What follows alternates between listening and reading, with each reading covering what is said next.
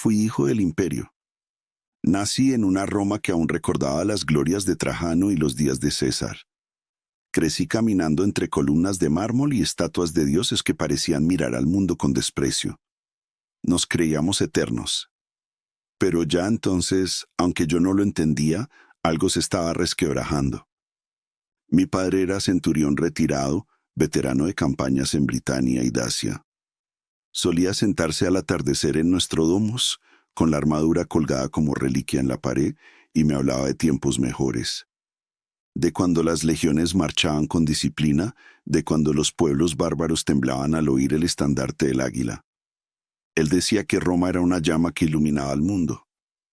Pero yo, incluso de niño, empecé a ver las sombras. Las calles ya no eran seguras por las noches.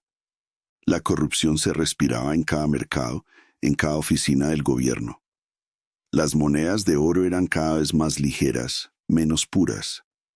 Los ciudadanos, antes orgullosos, empezaban a vender su ciudadanía por comida o protección. Y en las fronteras había fuego.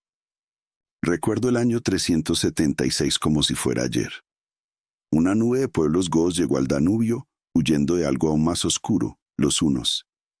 Vinieron con sus familias, sus niños, sus muertos. Pedían asilo, no guerra. El emperador Valente, desde Constantinopla, les permitió cruzar. Fue un gesto romano, sí, pero también imprudente. No supimos controlarlos. No los alimentamos. Los sobornamos, los humillamos. Y cuando estalló la rebelión, pagamos el precio. En Adrianópolis, el ejército imperial fue masacrado. Valente mismo ardió en una choza rodeada por enemigos. Más de 2/3 de nuestras fuerzas desaparecieron en un solo día. Fue una herida abierta en el corazón del imperio, una de la que nunca nos recuperamos del todo. Yo tenía apenas 15 años.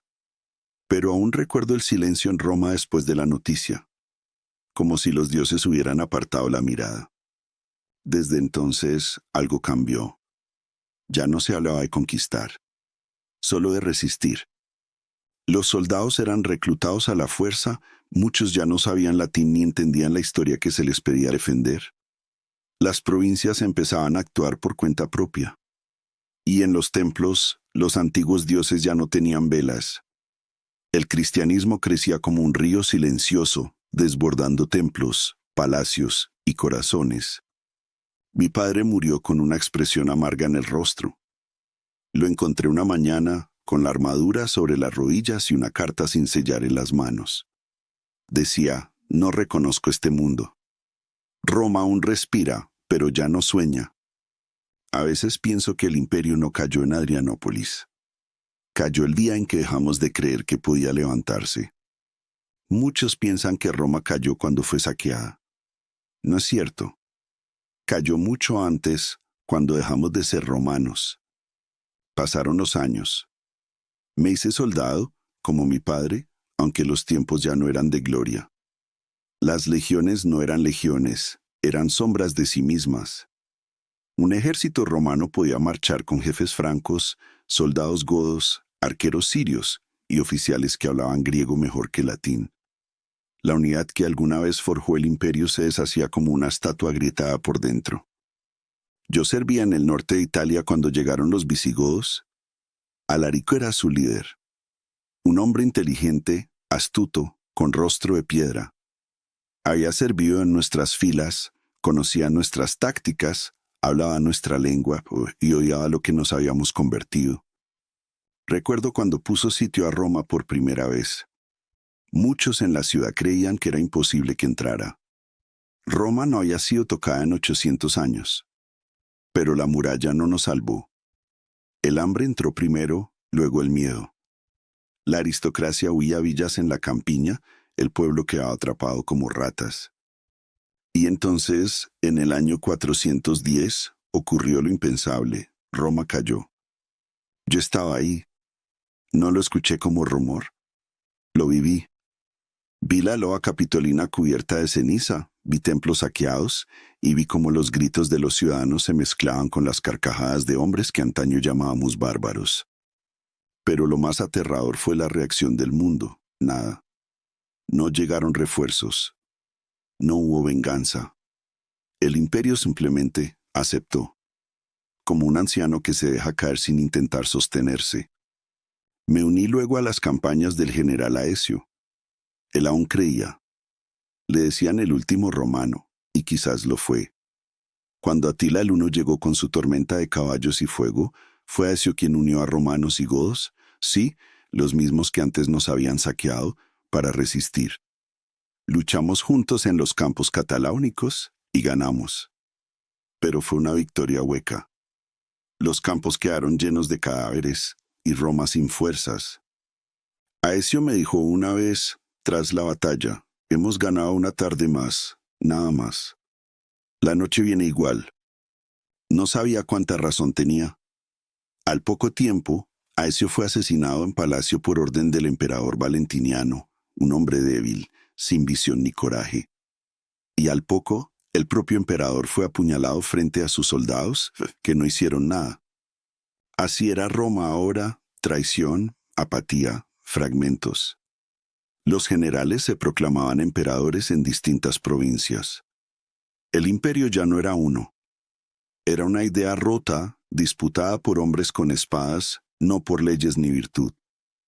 Y mientras nosotros luchábamos entre nosotros por los restos, los bárbaros no necesitaban invadir más. Ya estaban dentro. Ya eran nosotros. Cuando llegó el final, no hubo trueno, ni batalla, ni oráculo. Solo un silencio. Un niño llamado Rómulo fue nuestro último emperador. Rómulo, como el fundador de Roma. ¿Irónico? No. El imperio ya no era imperio. Quedaba un cascarón en Occidente, villas abandonadas, acueductos secos, ciudades convertidas en fortalezas improvisadas. El poder real estaba en manos de generales bárbaros que hablaban con acento y miraban el mapa como carroñeros. Uno de ellos era Odoacro, jefe de los Érulos. Rómulo Augustulo era apenas un muchacho. Lo vi una vez, desde lejos, en el foro de Rávena, delgado, nervioso, con los ojos perdidos en un mundo que no entendía. Era emperador de nombre, nada más. Su padre, Flavio Orestes, lo había puesto en el trono como un gesto vacío, una jugada política sin sustancia. Y Odoacro no tuvo que luchar. No hubo resistencia. Entró a Rávena, depuso al niño, lo exilió a una villa en el sur y envió las insignias imperiales a Constantinopla. Una carta breve, con palabras que aún me duelen recordar. Ya no es necesario un emperador en Occidente. Y así el imperio cayó. Sin sangre, sin gloria, sin nadie dispuesto a morir por él. Yo era ya un hombre viejo. Caminaba por Roma como un fantasma entre ruinas. El Senado aún se reunía a veces solo para discutir impuestos que nadie pagaba. Las termas estaban vacías. Los teatros cerrados. La gente aún hablaba latín, sí, pero era un latín desgastado, mezclado con dialectos de soldados y campesinos. Nadie enseñaba a los niños las virtudes romanas. Nadie hablaba de honor. Y, sin embargo, algo quedó. Vi monjes copiando textos antiguos en monasterios. Vi campesinos arando la tierra con herramientas que habían heredado de sus abuelos legionarios. Vi iglesias levantadas sobre templos derruidos, como si el alma de Roma buscara nuevas formas de existir. No en mármol, sino en memoria. Porque Roma no fue solo murallas, senadores o emperadores. Fue una idea. Y aunque la ciudad cayó, la idea quizás siga viva en algún rincón del mundo.